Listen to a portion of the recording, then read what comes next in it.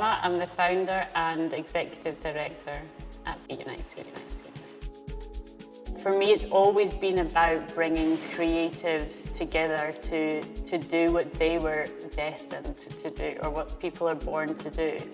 And just seeing the talent. There's quite a lot of new artists that we've worked with this weekend, as well as artists that we've had long-standing relationships with. And just to see those links and connections, it's amazing. And it's inspired me personally, because it's just reminded me why as Be United we exist all over again, and why now more than ever the work that Be United do is so important, and it's so important in Edinburgh right now.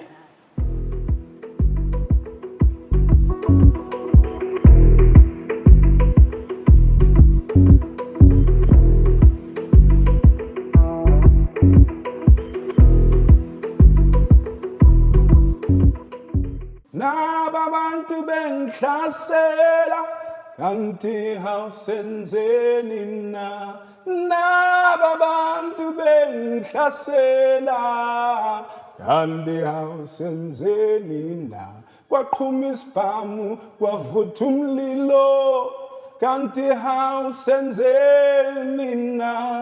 That's the kind of thing we do.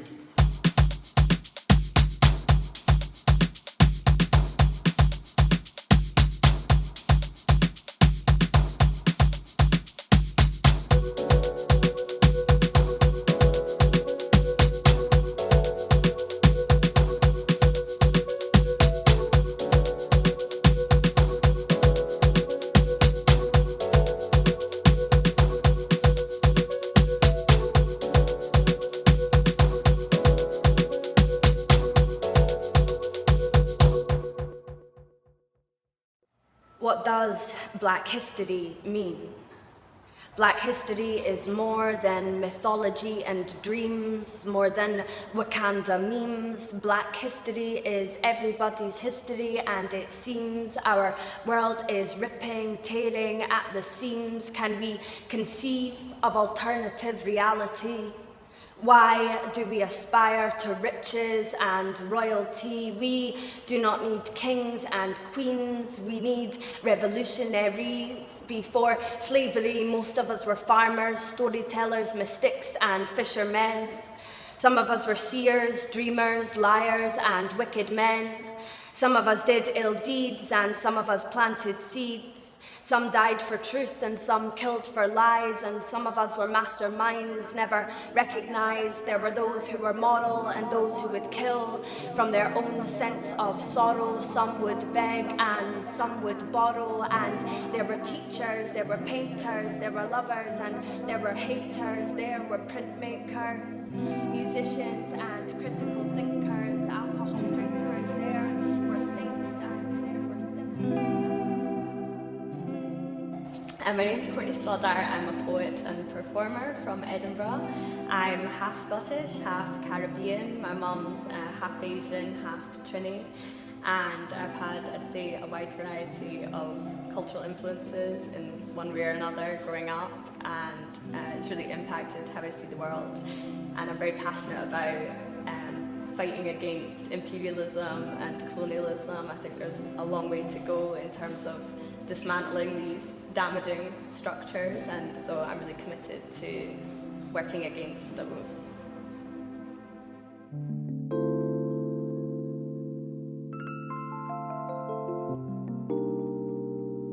I think as a child I was always a rebel. I've always hated structure and routine. I'm quite strong-minded in that sense. Like my mum said, even as a baby, she would put me down somewhere and I'd always be trying to move away from it. I think just for whatever reason, that's just almost intrinsic within me. And as I got older, I absolutely hated the education system. I despised it from a very young age. I was finding all sorts of ways to not attend school, and I ended up going to 4 different high schools because I could not assimilate into that structure. I found it suffocating. And so I think I've always had that kind of rebel instinct within me. And then as I got older and I became more politicized, and I had what I would describe as a sort of racial awakening. When I was about 20, I realised kind of a lot of my experiences were related to my being racialised as black. Yes, I'm mixed race, but I am racialised as black. So I realised so many of the things that I'd encountered were as a direct result of that. So from there, I started to educate myself. I started to read. I started to watch documentaries. I started to just really become more aware of the world around me and what it meant to be a racialised as black person in this society.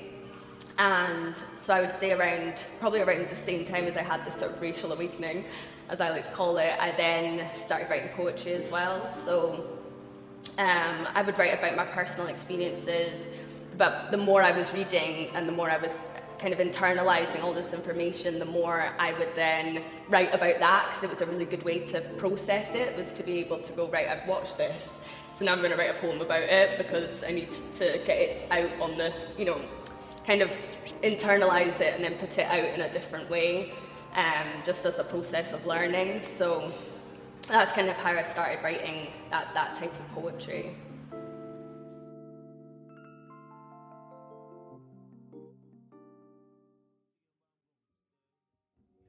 Feel like taking my own life just off of death.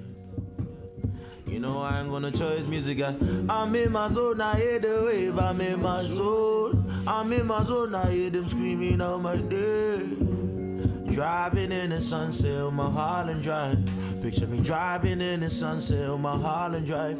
I'm in my zone, I hear the wave. I'm in my zone. I'm in my zone, I hear them. The way I would describe my sound is, I would say Afrocentric, but Afrocentric then takes you the whole way to, oh, so that's what it is. But it's not really, it's anything mixed with African. So it's Afro hip-hop, Afro pop, Afro whatever it is mixed with. I can't avoid the fact that I'm African. So instead of avoiding the fact that I'm African, I kind of use the whole not having a straight-on accent when I'm doing music, or having certain vibes and rhythm in my flows and stuff like that. So yeah, I'd say it's Afrocentric or Afro swing, because swing just covers everything else. It swings through anything with an Afro sound. I'm in LA, I see visions, they see my downfall. If you got wings on your back, there ain't no downfall. Sing it again. Before the pandemic, I had a legal situation. I couldn't travel. January 2020, that legal situation went away. This legal situation has been going on for 4 or 5 years. Come January 2020. So bear in mind, I can't fly, I can't work, I can't do anything. It's just there, right? And then come January 2020, I get myself in a situation with Grimy Limey and Warner and stuff, and Charlie Sloth and stuff. I get my legal situation sorted out. COVID kicks in 2 months later. So if you look at it, it's like, I couldn't travel before. All I knew was going to the studio, just recording. So the other day, a kid and the parent came to me and was like, yo, you're so hard, man. Like, during COVID, I was listening to you, you were just knocking out tunes.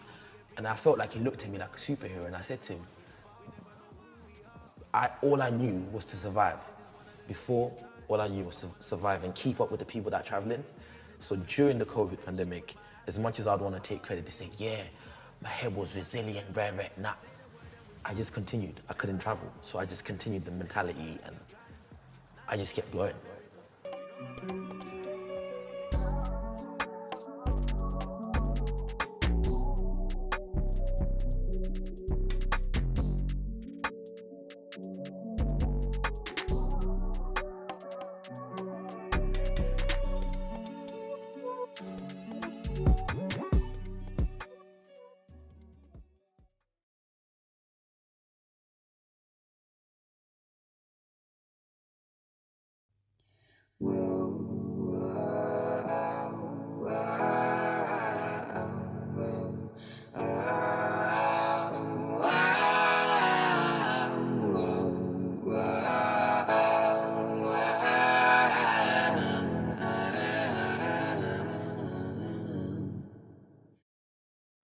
Hi, I'm Jada. Most people know me as Jay. I kind of do a lot of things. I'm an artist, I do a lot of music and I produce, and I'm also a radio show host on EHFM.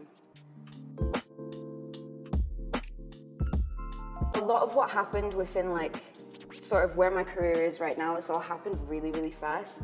So like I've just had a lot of freedom to kind of do what I want, and that's really one of the reasons I was so excited about being invited to be a resident at EHFM, because they just gave me the show and they were like, you can do whatever you want for however long you want and we won't kick up a fuss. And I was like, what? Because I'm so used to like, oh, you need to do this and you can't do this, and like no swearing on everything, and like, you know, but now I can just kind of do what I want to do, and I can use this platform that I've been gifted, not just for myself, but for like other people. You know, that's really what I've been trying to do with this show that I'm doing. It's called Real Life Distraction, but it's more to distract people from, you know, the mundane stuff and pay attention to the amazing people in our community. You know, that's really, I don't know, I just love learning about people and telling everyone else about them, you know, like, and especially I try and make sure all of the guests that I have are, you know, people of color and, you know, queer folk and, you know, anyone who is of those marginalized groups, because they don't tend to have or receive the platform that I've so luckily been gifted, you know, and I just want to share that so much, because I'm not the only person who has an interesting story in life and who does interesting things. So, you know, when Jamie and Fina, who kind of run the station and everything, they just gave me free reign, and I was so excited because, yeah, I wanted to show people variety in music and in creativity, and the fact that being in the creative industries isn't the only way you can be creative. You know, I've spoken to so many different people that I want to interview soon who have just been creative like within the community and have built something within the community from that creativity, you know. So I love my city. There's a lot of stuff wrong with it, obviously, which we're all aware of, but, you know, I try and remind people of the good stuff that comes out of us as well. The rain fell that day when you said you were going away. That you weren't there to stay, and it wasn't personal anyway, but our time was done.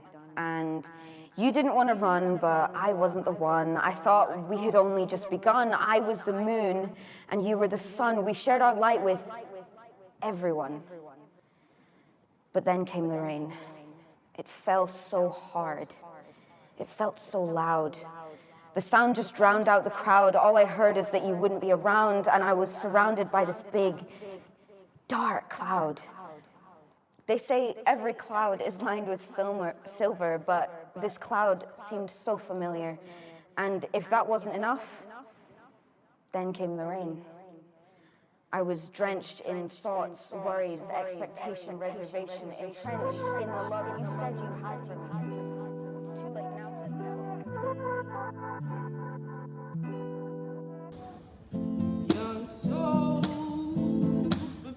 Hi, I'm Fakunle. I'm 19, almost 20.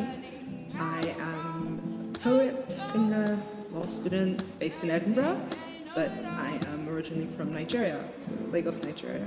And yeah, it's... Old souls returning from war, old souls never wanting to stop, old souls all hiding the wisdom. Have you ever dreamed of a dream that you thought would come true? Then you woke up on your knees to find. To somebody my age, 19, younger than me or older than me, in fact, I would say, you know, I'm still learning a lot every day. I'm a very curious person, very open to new experiences. And I would say decide how you want to move through life, right? Decide how you want to be authentic. Because the thing is, there's so many people and things out there that will tell you who you should be, especially when you don't look like the mainstream. They will tell you, like, this is how you should act, or this is how you should behave under some circumstances. But I would want you to know that you have complete power to reject that and craft out yourself. And I think specifically about being creative or poetry and that kind of thing, I would say see it as an extension of yourself. Don't see it as you always have to be on the ball, writing all the time. You don't. That's probably not healthy. But I think, there are things in your life that will inspire you. There are things in your life that will make you sad. But there are also things in your life that are just simple. And there's beauty in both the elaborate and the simple. So I think my tip would be authentic. Don't let society, try and validate you. You don't need that. You are enough. I think not enough people are told that they're enough. So you are enough. Your poetry is enough, even if you think it's rubbish. That's okay. It's okay to write bad poems, even though I'm sure they're not bad. And also just keep moving forward, because I think we've reached, as a global community, a lot of standstill, and we can feel that really in our personal lives. So I think just keep small steps, baby steps. That's what I would. I think I'm also speaking to myself, when I say that kind of thing, but definitely just be authentic. Don't let the world the world is full of crazy people. Don't let the world determine who you are, and also just keep moving forward, even if it's just baby steps. That's more than enough. Thoughts of a posh noir. The poshness of my voice shields you from my anger, from my feeling of discomfort as I'm othered as another, the smile etched on my face, a beautiful farce, a wonderful lie. Sometimes I wonder what would happen if I held your hand and you held mine, as we explore the wild lands of Fiyin's mind. Filled with minds and the Lord of the Flies, it'll be a ride you will never forget. The poshness of my voice, it assassinates your preconceptions. The original boundaries of your mind explored, made null, and formed anew like my father's land was. But I won't talk about that, I'll just smile. A beautiful farce, a wonderful lie. I dare you to take a ride into my mind. You think all I talk about is race, but that's not true. You think all I talk about is the diaspora and about how Oprah might not be all she seems, but that's not true. Permit me to come in with surgical precision. Permit me certified surgeon. I know what you need. Certified surgeon. I know what you need. Holding on to those misconceptions, those pretenses. But I don't blame you. Vuga Zimbabwe, vuga, vuga Zimbabwe, Toran Zimbo yako Zimbabwe.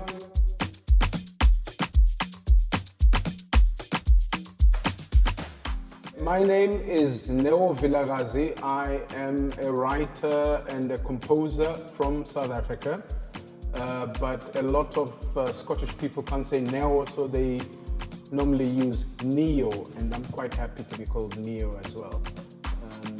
Yeah, just an artist, bringing Africa to the world. That's what we do.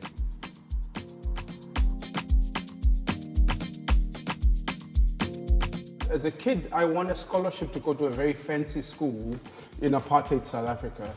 Not a lot of black people went to my school back in them days. I think there was only about 5 black kids in there.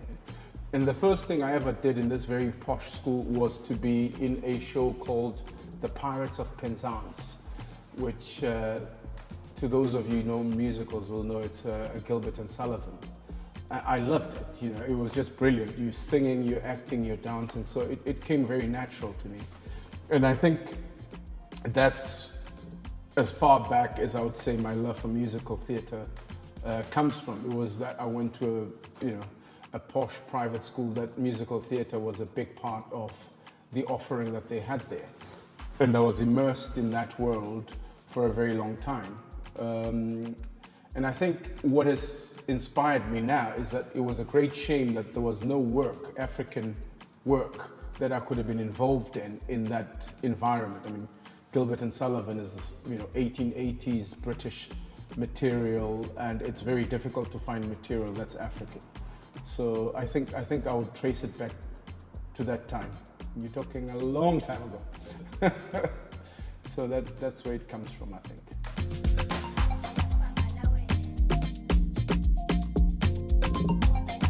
Where did Shona the musical come from? It's really a deep question. One is I've spoken about the fact that there's not a lot of African material on the musical stage. A lot of people, just on that particular point, think that The Lion King is African. It's not. It's a Disney production. And when you look beyond The Lion King, then you really have to scratch your head to find another African production. I can think of a few because I love that kind of space. Southern Africa does a lot of work. Nigeria has got some musicals, but the rest of Africa, there's not much work that comes from there. So that's the first thing, is for me that as Africans we should have a voice on the musical stage. So that's the first bit of inspiration, if you like. But Shona the musical itself comes from a meeting that I had with a chief from Zimbabwe, who I met in Johannesburg a few years ago, and we just got chatting, on a hotel lobby, and the guy says to me, well, he lives in Germany, I'm like, oh, well, I live in Scotland. And we sort of got into a conversation, and everything that he was telling me was stuff that I'd done. He'd got a scholarship, went to study in Europe, he married a white woman, he had kids, and all of this was very similar to me, until he said, well, I'm a chief. I was like, well, I'm not a chief, so tell me more. So it's a personal story based around Chief Godfrey Marange of a place in Zimbabwe called Marange. But cut a long story short, he was at the center of the land clearances in Zimbabwe, where white farmers were asked politely, shall we say, to leave the land in Zimbabwe. And he happened to be a chief, but his wife was white. And so he was in the midst of all of this political turmoil. And I thought, that's a fantastic story. I mean, land in Africa is a very emotive issue. Zimbabwe has had a very colorful sort of recent history. South Africa, where I come from, are now grappling with the very same issues of land, of race, of color. And I thought that this love story of the chief and his wife in the midst of all of this sort of, historic, it's got everything, basically. It was a very interesting story, and that's where the inspiration came from.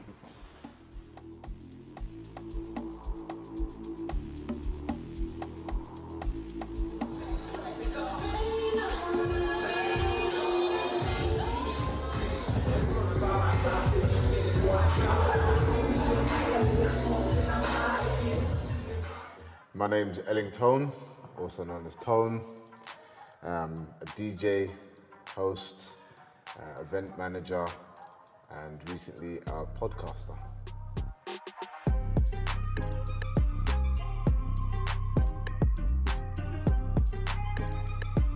So I've been DJing since about 2009.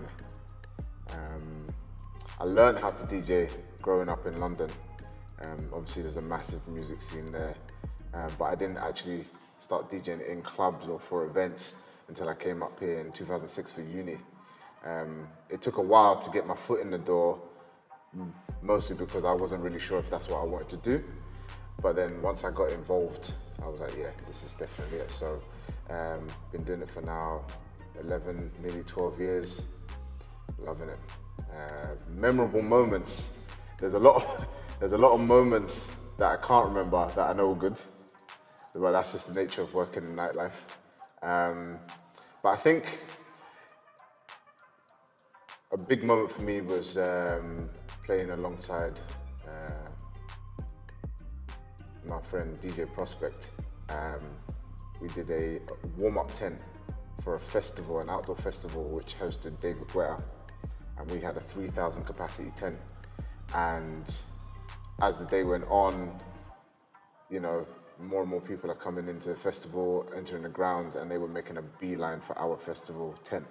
And 3,000 people in one tent in the summer that was an amazing experience. That was like 2010, that was. DJing in the O2 Arena for the BBL and the WBBL playoff finals in 2018, 2019. That was another massive milestone for me because, you know, this is the O2 Arena. You know, loads of the greats have played there. And obviously this is a basketball event, but everybody's listening to my music. I'm co-hosting, you know, from off the back of that, so many opportunities opened up.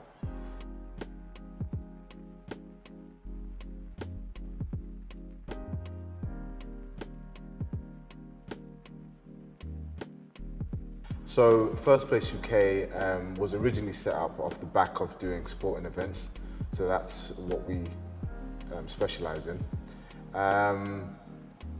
But you know, in any industry, you meet people, you network, and you find out that your skills and your craft can be applied to other industries.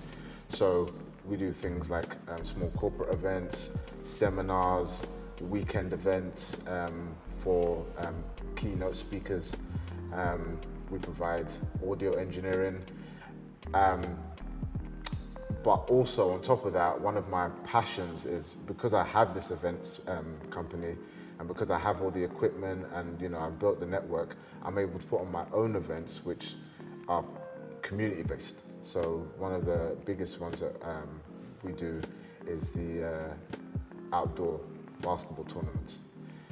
Now obviously because of the current COVID situation, a lot of that has been put on hold, but you know, moving forward into summer 21, we've got some events coming up that is basketball tournaments for all ages, both male and female. So we're looking forward to doing a lot more of those.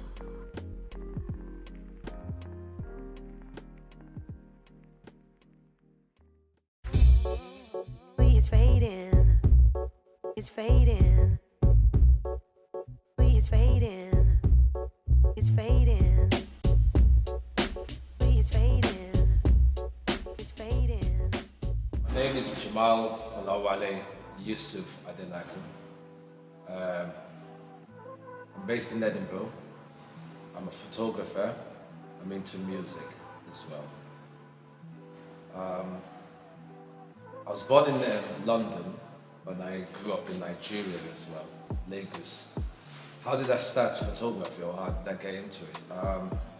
I was about 15 years old when one day from school, I went to our television house on my way from school. I don't know why I did it, but I went there and I asked for like the biggest presenter that I knew of. And they asked me why, and I said I wanted to come and act, that I want to act.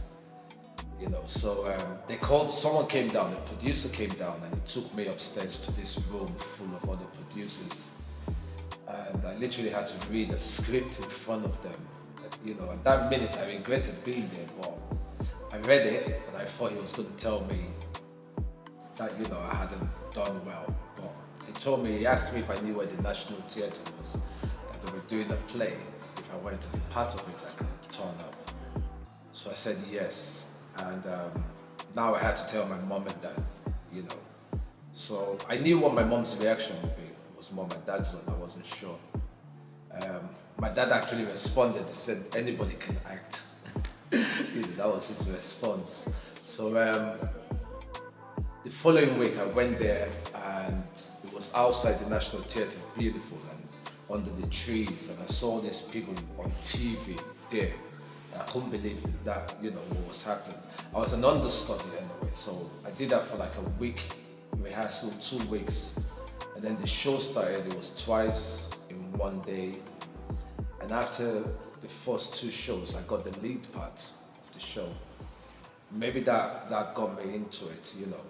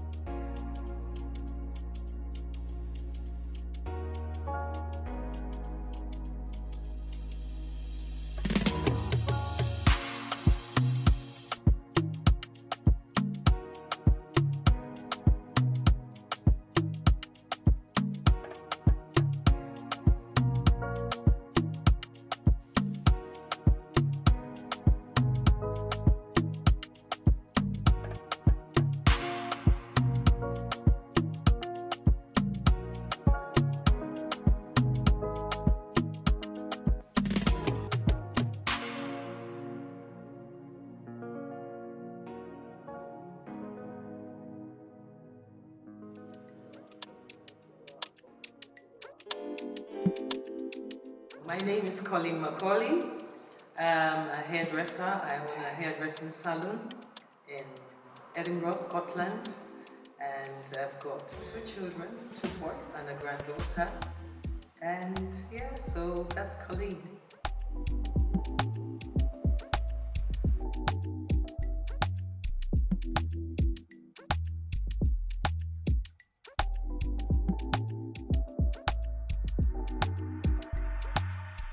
They normally say hairdressers are counselors.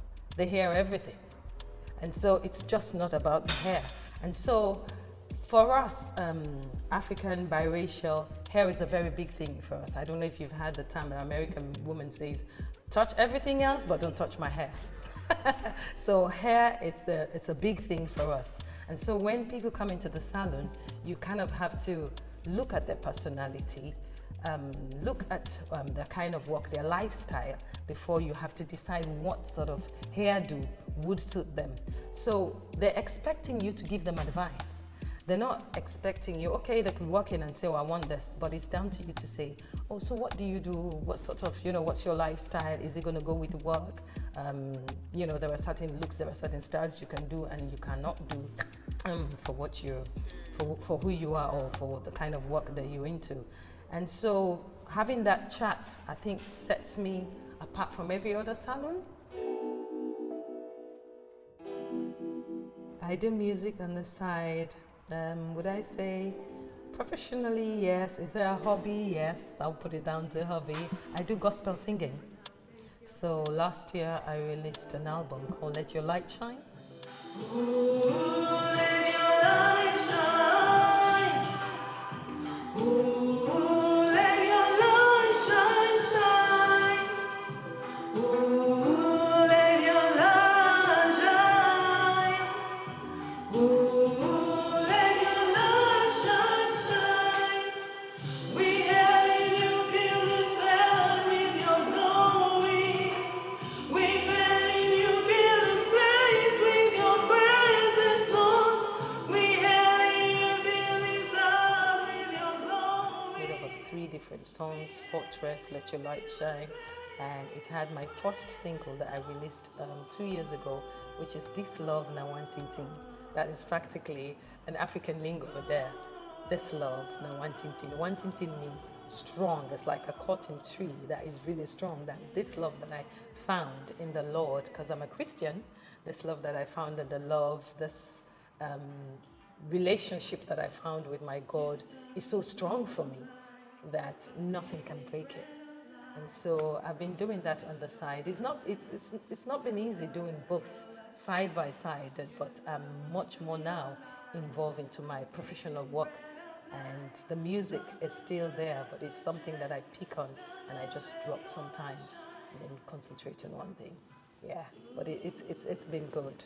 It's quite exciting working in the studio and doing the songs and all that, and then when it's out there, people give you feedback, and yeah, and also I'm a praise and worship leader in church. I sing. Yeah, so that's all part of it.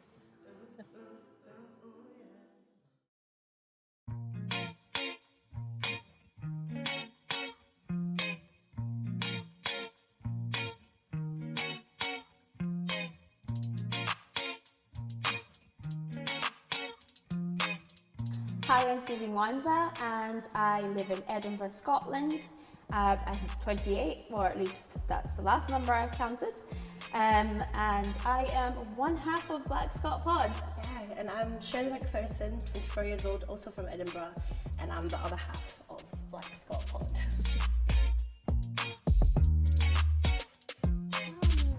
So I moved here when I was 10 years old, and there was nobody in Musselburgh at the time that was black that I could have play dates with or just hang out with, until another family moved in.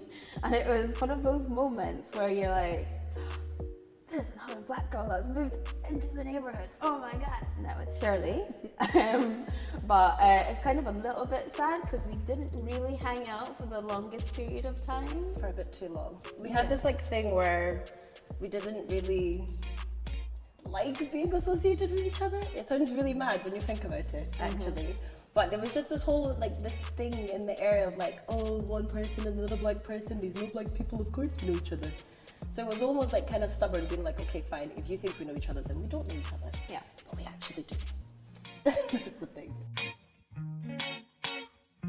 We would love to branch out into more than just being a podcast that is based in Scotland.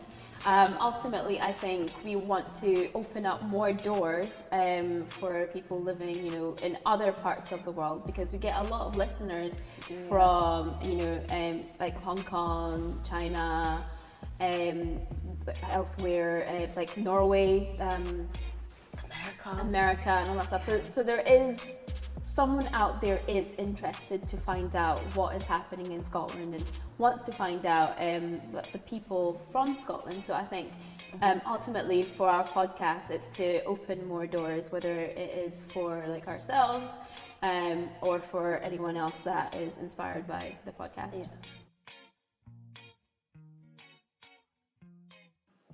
Be United is an organization that has given me a platform, and that is just, I'm so grateful for this opportunity because it's just broadened my network, and that's what Be United is a stepping stone for artists. It's for artists to feel like they belong. And I think one of the issues or challenges that artists face, especially in Edinburgh, where the space is very small and it's very competitive, and there's not a lot of platforms that really celebrate Afrocentric excellence, and Be United is that. So as an artist, especially for me that is coming from Cape Town, South Africa, I've only been in Edinburgh for 2 years, and having an organization like Be United have my back is so empowering, and it's just a great sense of belonging. So Be United is such an important organization that needs to be recognized in the creative space, and that needs to be respected by all.